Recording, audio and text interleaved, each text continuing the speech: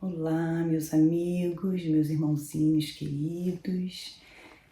Que bom retornar aqui com mais um estudo desse livro maravilhoso que chama-se Verdade, Caminho e Vida, psicografada por Chico, ditada por Emmanuel.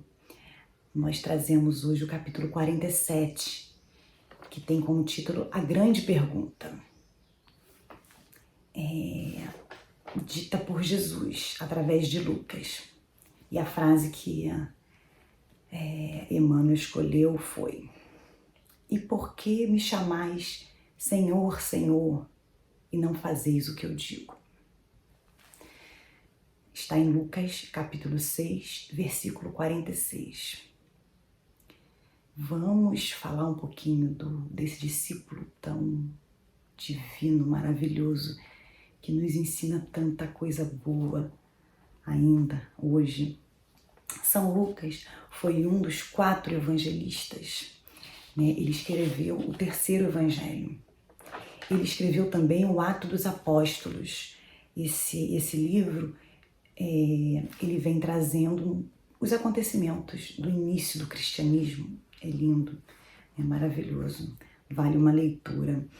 Pelos escritos de Lucas, dá para perceber que é uma família muito culta, bastante abastada, né? De acordo com a tradição, Lucas, ele teve talento para pintura e teve como profissão médico. Ele exercia a medicina. Ele, aos 40 anos, que veio ser introduzido à fé em Lucas.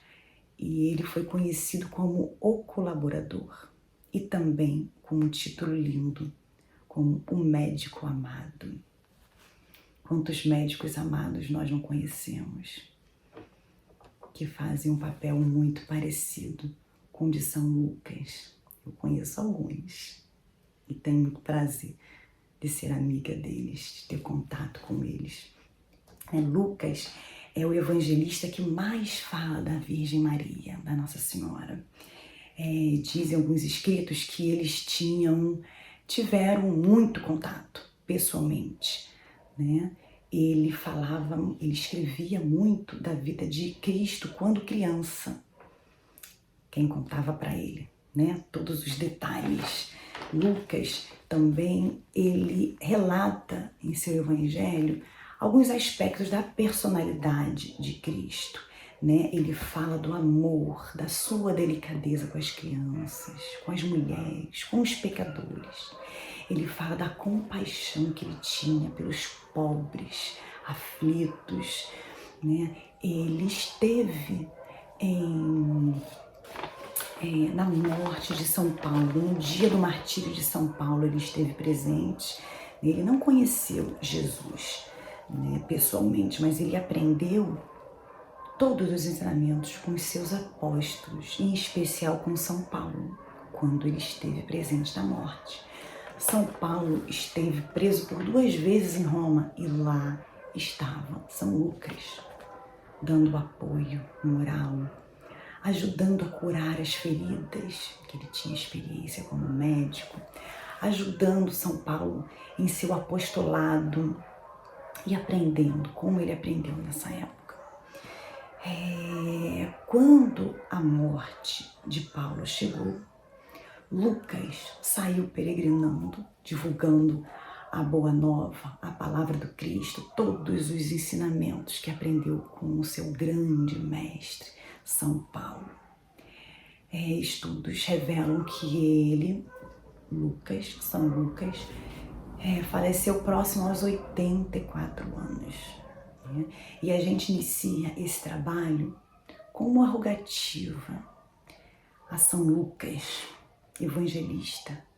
Rogai por nós, São Lucas, por todos os médicos, todos os profissionais da saúde, os cientistas, os pesquisadores, os profissionais de apoio, as pessoas que estão de frente, na linha de frente dessa batalha incrível que o nosso planeta Terra está vencendo aos poucos, nessa luta contra essa pandemia que ainda e se faz presente entre nós. Proteja a cada um dos nossos amores familiares, nossos amigos, nosso lar, nossas crianças. Proteja com a cura do corpo e da alma. Que assim seja. Graças a Deus. E agora vamos entrar na grande pergunta, que é o tema aqui do nosso estudo de hoje. A grande pergunta. E aí, quantas grandes perguntas Cristo tem nos feito através do próprio estudo do livro, né, como foi no estudo passado, como quem és, né? Ou aquela pergunta mais forte, o que queres que eu faça? Por que dessas perguntas? Essas perguntas vêm como um convite para um olhar dentro de nós, um convite para que nós possamos nos conhecer, saber o que podemos fazer. Muitas das vezes a gente procura a resposta lá fora e o que Deus quer é só que fechamos os nossos olhos, olhemos para dentro de nós para que a gente consiga obter essa resposta. Essas perguntas nada mais são do que: meus filhos, responda para mim, converse comigo, olhe para dentro de você, eu estou aí dentro. Você vai encontrar a resposta, você não precisa fazer isso, você não precisa nem sair do lugar. É essa grande pergunta, né, que ele coloca pra gente, né? E a pergunta é: e por que me chamais Senhor, Senhor, se não fazeis o que eu digo? E essa pergunta, né, Jesus vai direto ali no ponto. É o maior problema nosso, né? Onde a gente encontra as nossas maiores aflições, né? É a distância, né? Emmanuel coloca muito bem a distância entre o saber e o fazer. Muitas de nossas aflições está exatamente quando a gente começa a fazer coisas por impulso, sem pesquisar, sem estudar, sem nos preparar. A gente começa a fazer coisas sem saber, e aí a gente coloca os pés pelas mãos, a gente se perde no caminho e tá aí as grandes aflições e problemas da nossa vida. Mas Emmanuel coloca que ainda maior do que isso é quando a gente sabe fazer e a gente não faz. Aí é que tudo desanda, né? A gente sabe o que a gente precisa fazer, a informação chega e a gente olha para o outro lado, a gente finge que não está ouvindo, a gente faz ouvido muco, né? E aí que a gente começa a se enrolar, a gente começa a dever, né? As nossas dívidas começam a aumentar cada vez mais. Mas Leon Denis coloca assim: você quer? Então você consegue.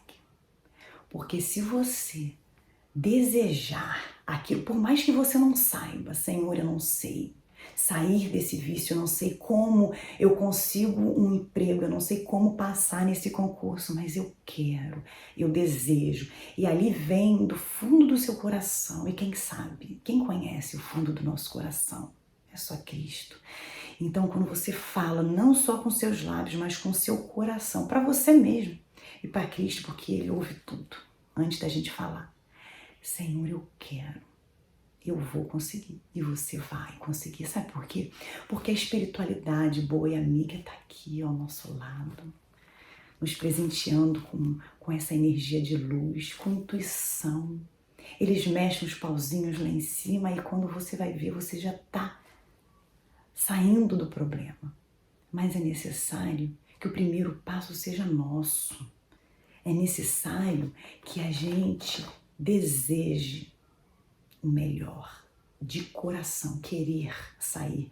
E quando essa distância entre o saber e fazer diminui, cada vez mais que essa distância diminui, melhor nos tornaremos, né? É o caminho da evolução. Como Joana de Ângeles diz, o homem integral é esse homem que tem a sua unicidade. Ele consegue ouvir, falar, ele consegue desejar esse bem, ele segue o caminho de Cristo, ele ouve as orientações do Pai e fica integral, fica único, né? É como a gente vai chegando à perfeição, a gente não está aqui para isso.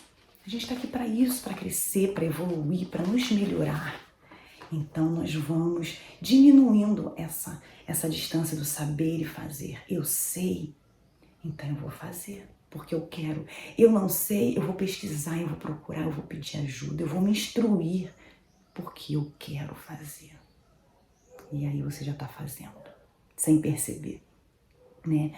Porque se a gente olha essa frase e fala, Senhor, Senhor, né? E chama-o de Senhor, chama Cristo de Senhor, como é que a gente se coloca em posição a isso? Ao mestre. Quando a gente chama o nosso Cristo de Senhor, o que a gente está dizendo? O Senhor é o meu mestre, eu sou o seu servidor, eu estou aqui para te servir.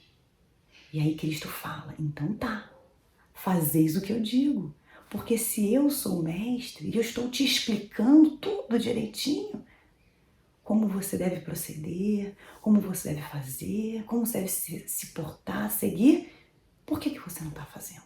Por que nós não estamos seguindo Cristo? Se está tudo ali escrito, por que a gente não está fazendo? Se a gente se coloca na posição de servidor, é porque a gente está disposto a aplicar. Mas aí as lições do dia a dia nos aparecem. Surgem muitas situações complicadas, como por exemplo, aparecem as ofensas. Aí o que a gente faz? A gente reluta em aplicar o ensinamento da ofensa e a gente não dá o perdão. E aí tem a perda. A gente tem a situação da perda, a gente reluta em aplicar os ensinamentos de Cristo. E aí a gente não tem a resignação. O que a gente faz com tudo isso? A gente está fugindo, né? Tem as brigas e a gente não tem a compreensão, a indulgência. O que isso está dizendo? Senhor, eu não quero te seguir. E na verdade não é. Né? Muitas pessoas colocam como é muito difícil, porque essa situação eu não consigo, mas não é isso que a gente está colocando aqui, né? É o querer, como eu falei antes. Você deseja, você quer, então faça. Deixa isso sair de você, do seu coração, não só dos seus lábios. Faça, porque com certeza a espiritualidade boa e amiga, seus mentores, Cristo está ao seu lado, para que isso tudo aconteça da melhor maneira possível. Tem uma passagem de Emmanuel que é assim, tem um mas, né? Onde que a gente coloca o mais? Coloca o mais antes de Cristo ou depois de Cristo? Por exemplo, Jesus é bondoso, maravilhoso, os ensinamentos são perfeitos, mas eu sou muito pequeno, eu não vou dar conta por conta do trabalho. E aí olha o que eu fiz com Jesus. Eu botei antes do mas. E depois, o que eu fiz com o mas? Eu cresci. Então, eu sou muito pequeno, está muito maior dentro de mim do que Jesus. Então, eu estou dizendo que eu não vou conseguir. Eu já estou imprimindo uma impressão de que eu não quero. Eu não quero. E do outro lado da moeda, se eu coloco assim, por exemplo, eu sou pequenino demais, eu tenho medo, sim, né? Não sei se eu vou dar conta, mas Jesus é meu mestre. Jesus olha por mim, toma conta da minha vida, do meu desejar, então eu vou conseguir. Olha o que eu fiz com Jesus. Coloquei depois do mas. Eu sou pequeno, sim, mas Jesus é meu mestre. Ele vai me levar. Então, dependendo de onde você coloque Jesus, você vai conseguir. Então, mesmo sendo pequeno, eu sei que eu vou conseguir. Por quê? Porque quem está na minha frente é o Cristo. É o Cristo. E aí vamos iniciar aqui a conversa de Emmanuel. Em lamentável indiferença, muitas pessoas esperam pela morte do corpo a fim de ouvirem as sublimes palavras do Cristo. As pessoas esperam passar para o outro lado para ouvir Cristo e ficam levando essa vidinha mais ou menos aqui, sem muito compromisso. Ajuda uma pessoa ali, vai no centro, toma uma água fluidificada, assiste uma palestra e acredita. Não sei se é na inocência ou levianamente, mas Deus sabe que vai chegar lá e vai ouvir as palavras de Cristo. Não se compreende, porém, o motivo de semelhante propósito. O Mestre permanece vivo em seu evangelho de luz e amor. Não precisamos esperar morrer para falar com Cristo. Cristo não está do lado de lá. Cristo está onde? Dentro de nós. Ele falou que estaria perto de nós quando nós precisássemos. E aonde encontramos Cristo? Em seu evangelho, em sua palavra. Quando a gente fecha os olhos e sente Ele aqui dentro. Quando a gente ora, quando a gente se prepara para uma prece, quando a gente fala dele, quando a gente ouve uma conversa edificante, quando a gente está feliz. Então Cristo está próximo a gente a todo instante, Ele está dentro de nós, Ele está onde a gente quiser estar. Basta que nós o procuremos, o estudemos, o desejemos. Entendeu? É desnecessário aguardar ocasiões solenes para que lhe ouçamos os ensinamentos sublimes. Exato. A gente não precisa esperar uma determinada situação ocorrer. Vou aguardar um Natal para dar um abraço nos meus pais. Vou aguardar a minha morte para eu ter um contato direto com Cristo. Ô, gente, que audácia! Nós não somos Eurípides Barçanufo, imagina a luz de Cristo. A gente não tem nem estrutura emocional para isso. Acho que a gente desmonta, eu acho que a gente parte para o outro lado, se isso acontecer. Não, vamos chegar sim a esse estágio, mas agora nós estamos engatinhando. Nós somos muito crianças, estamos aprendendo. E aí tem gente querendo estar com Cristo. Tudo bem, quem não quer, mas vamos fazer por merecer. A gente está querendo ter os nossos direitos, mas cadê os deveres? E aí é mais uma pergunta: o que você está fazendo por merecer a presença viva de Cristo?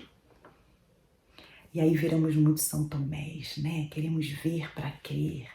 E aí que está a fé. E aí nós somos testados a cada instante das nossas provas que temos aqui, os nossos verdadeiros presentes, né? No nosso trabalho, na nossa casa, com aquela esposa difícil, com aquele filho complicado, com aquele vizinho que não dá paz. E aí a todo instante tem alguém olhando lá em cima e anotando tudo, para saber se a gente está passando, se a gente está melhorando, nos melhorando. E a gente mesmo, a gente tem essa consciência, nós espíritas, que temos uma consciência bem diferente, muito será dado, muito será cobrado, a quem muito é dado.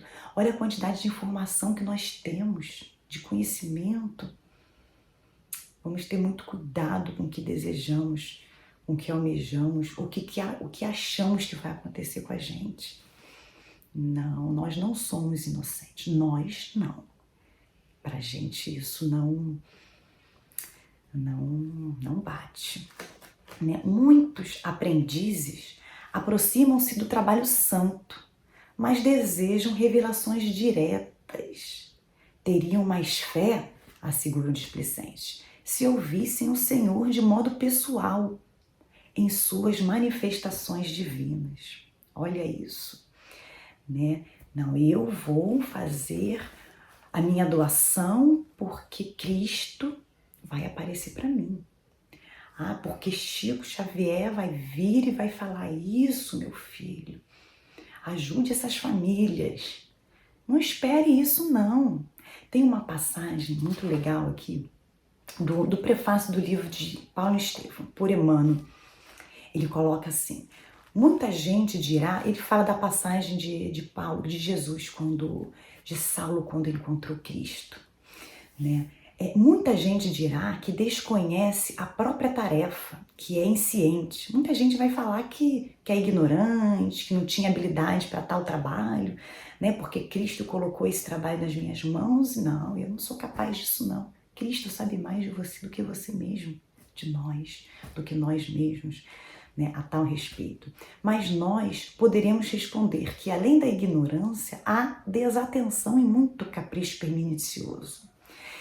Então, o que acontece? Existe muita ignorância, sim, e muita desatenção. Muitas das vezes o pedido passa assim, ó, na nossa tela, literalmente na nossa tela, através do nosso celular, né, que é a maneira mais fácil da gente se comunicar hoje em dia, né, e a gente consegue chegar nos corações e as pessoas conseguem entender o nosso coração através dessa mídia, né, que veio muito realmente para nos ajudar. Sim, tem seus prós e contras. Então, e a gente fica desatento, né? Os mais exigentes advertirão que Paulo recebeu um apelo direto. Então queria que Cristo viesse falar diretamente comigo. Mas será que a gente suportaria passar pelo que Paulo passou? Todas as renúncias, todas as provas, com aquela glória que sabemos que foi, que ele mesmo disse que viveu tanto Cristo que não sabia mais quem ele era, que tirou o eu para viver o Cristo. Ele não era mais ele. Será que nós estamos nessa fase? Então, será que merecemos ter o apelo direto de Cristo?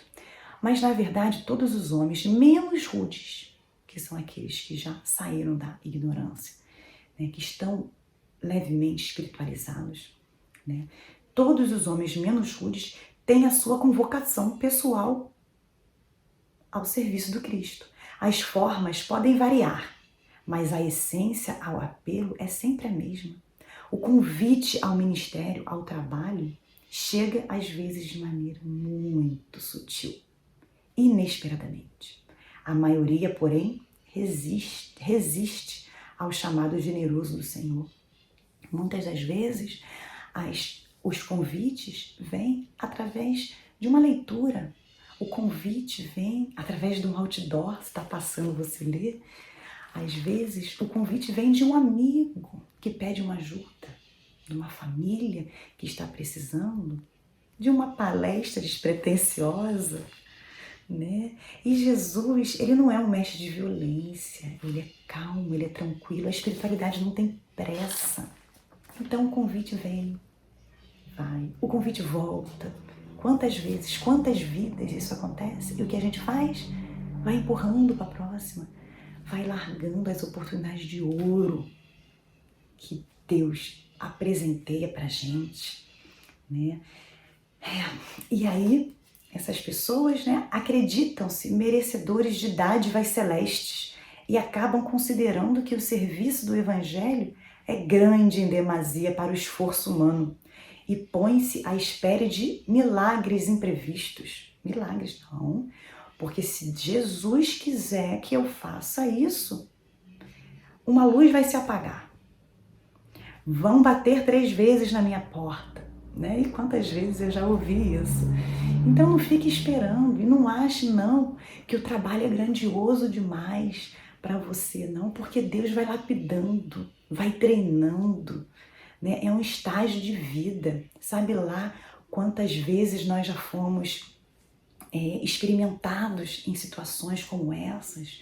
Ou vocês acham que um diretor de uma casa espírita acordou desejando ser diretor, né? Ser responsável por todo o trabalho que bem nós conhecemos? Não, teve muita luta, muita renúncia, muita dedicação, muito estudo, porque um líder que leva esse nome nas costas, né, integral, ele precisa ser bom, ele precisa ser inteligente, ele precisa ser compreensivo, ter indulgência, ter amor, ter experiência.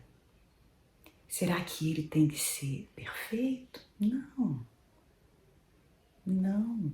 Como Pedro mesmo, quem diria que Pedro seria o discípulo que foi, que bem conhecemos, com tantas questões de vida, com tantas situações de não querer, de medo, de não...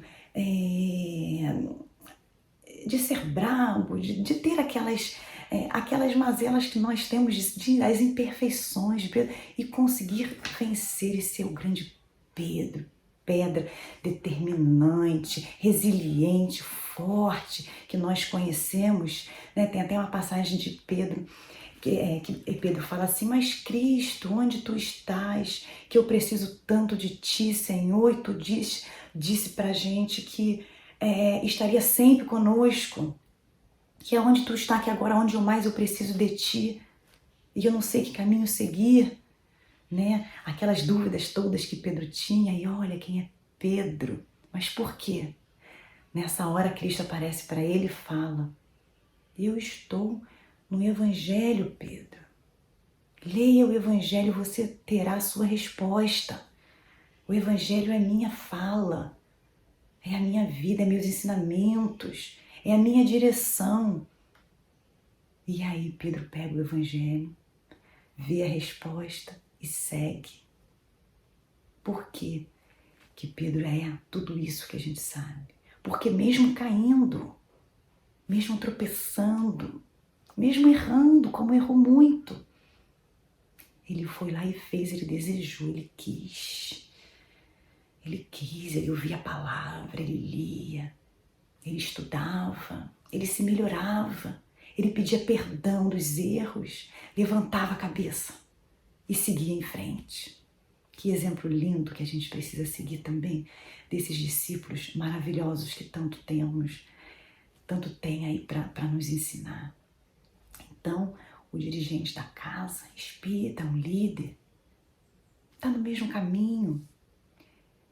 Mas o desejo é querer ser um líder? Não, você não precisa querer pensar grande. O desejo não é seu, não é nosso. O desejo é do Cristo. O trabalho, quando chega pra gente assim de presente, vem dele, não é do nosso coração. Não é a gente que deseja querer fazer o que a gente quer. É a gente ouvir o que Cristo quer pra gente, né? Aí ele coloca assim: acreditam-se merecedores, né, de dádiva celeste, e acabam considerando que o serviço do Evangelho é grande em demasia para o esforço humano e se põem à espera de milagres imprevistos, sem perceberem que a preguiça sutilmente se lhes mistura a vaidade, anulando-lhe as forças. E aí a gente começa a dar desculpas, dizendo que o trabalho é grande, que a gente não vai dar conta, que isso não é para mim, que se Deus aparecer eu vou. E aí a preguiça começa a reinar, a vaidade começa a imperar. E aí a gente não faz, e a gente perde oportunidades. Tais companheiros não sabem ouvir o Mestre Divino em seu verbo imortal. Ignoram que o serviço deles é aquele a que foram chamados, por mais humildes que lhes pareçam as atividades que se ajustam. O pedido para Cristo é para varrer a igreja dia de segunda-feira. O pedido de Cristo é encher a aguinha para ser fluidificada, para a hora do passe. As pessoas tomarem como um remédio, um bálsamo. né? O serviço de Cristo é aquela louça na cozinha que deixou para o outro companheiro lavar. É esse o trabalho que Cristo pede. Então são coisas muito pequenas pra gente, que para Cristo Ele vai ver dentro do nosso interior como é que foi que a gente desenvolveu aquele trabalho. Não é o trabalho, enfim, mas como a gente levou para desenvolver aquilo. E ali a gente vai estar sendo trabalhado, trabalhar a nossa indulgência, a nossa paciência, a nossa compreensão, nossa resiliência, trabalhar o respeito com o próximo, o amor. Tem tanta coisa que Cristo quer trabalhar na gente e às vezes precisa de coisas muito simples, a indulgência, a tolerância. E aí Cristo muito inteligente, coloca coisas pequenas mesmo. Não, vou colocar essa coisa pequena que é para ele fazer e a gente vai o quê? Não faz. Na qualidade de político ou de varredor, num palácio ou numa choupana, o homem da terra pode fazer o que lhe ensinou Jesus. Pois isso, acabei de falar.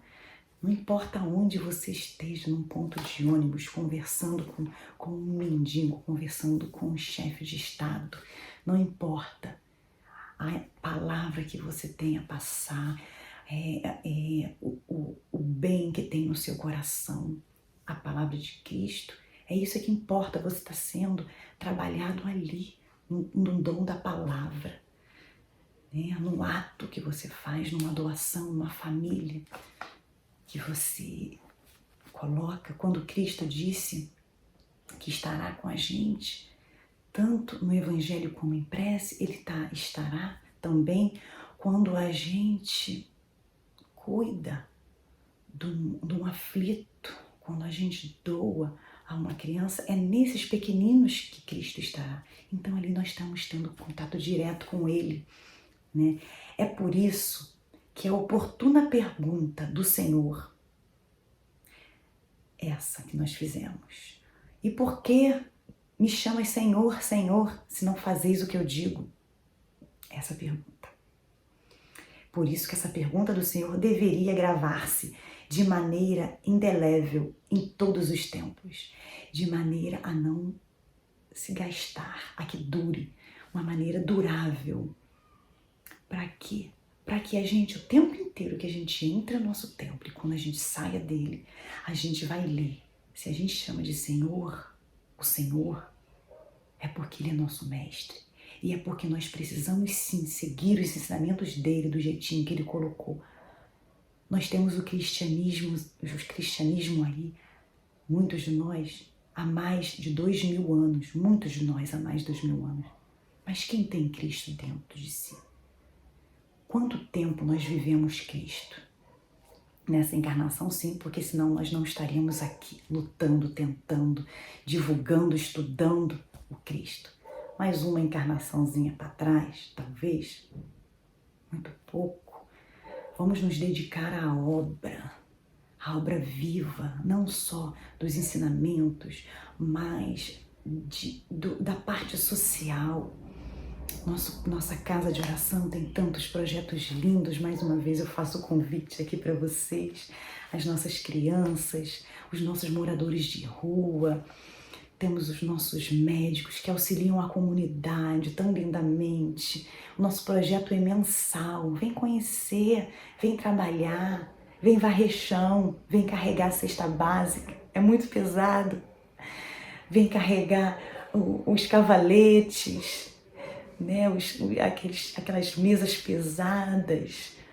Vem distribuir, vem receber o sorriso das crianças, vem ler as mensagens de agradecimento das mães no final de um trabalho pesado, vem suar, vem se cansar, vem perder o ar, porque a gente trabalha de máscara, mas vem também no final rir à toa. A gente acorda sorrindo, dorme sorrindo, vem se alegrar, vem ter história para contar. Vem trazer seus filhos para conhecer o trabalho de Cristo, para ver o que você faz, para ver o outro lado da moeda, né? Tem muita gente necessitada, precisando. Vem mais um convite aí, olha. Foi bem sutil, hein? Não foi? Então, voltando aqui ao finalzinho, o último parágrafo, né? Emmanuel diz que essa mensagem deve estar assim na frente dos tempos para que a gente possa praticar os ensinamentos do Cristo dentro do templo e fora dele. No nosso trabalho, na nossa casa, no nosso lar. Que lugar melhor para trabalhar Cristo do que o nosso lar?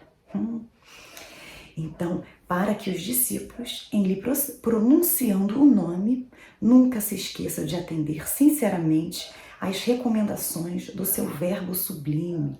Então, para que nós nunca esqueçamos de trabalhar em nós os ensinamentos do Cristo, divulgar a boa nova, né? Ser paciente, resiliente, tantos ensinamentos que a gente vem estudando há 2000 anos. Então vamos pegar o Cristo vivo e colocar dentro dos nossos corações, vamos abrir os nossos ouvidos, abrir os nossos olhos da nossa mente para enxergar o que verdadeiramente a gente precisa ver. Vamos tirar o nosso eu e vamos viver o Cristo dentro de nós. Vamos pedir a espiritualidade boa e amiga, porque se faça presente em nossa vida para que a gente consiga ouvir Cristo. E vamos falar, Pai, eu não sei que caminho, como seguir, eu não sei como fazer isso, mas eu sei que Tu me guias, Tu me sondas, Senhor, e eu sei que Tu vai me guiar para esse caminho. Então, me leva, se entrega de corpo e alma, diz para você e para Cristo que você quer, porque você vai conseguir. Eu tenho certeza disso, muita certeza disso. Deus é maior, é Pai, Ele nos conduz sempre no caminho do bem. Basta que nós desejemos do fundo dos nossos corações e não com as nossas bocas, com os nossos lábios. Então, muito obrigada mais uma vez por essa experiência divina e maravilhosa que tivemos hoje. Que a paz de Cristo esteja com todos nós, dentro de nós, e que possamos senti-la muito grandemente em todas as nossas ações. Que assim seja.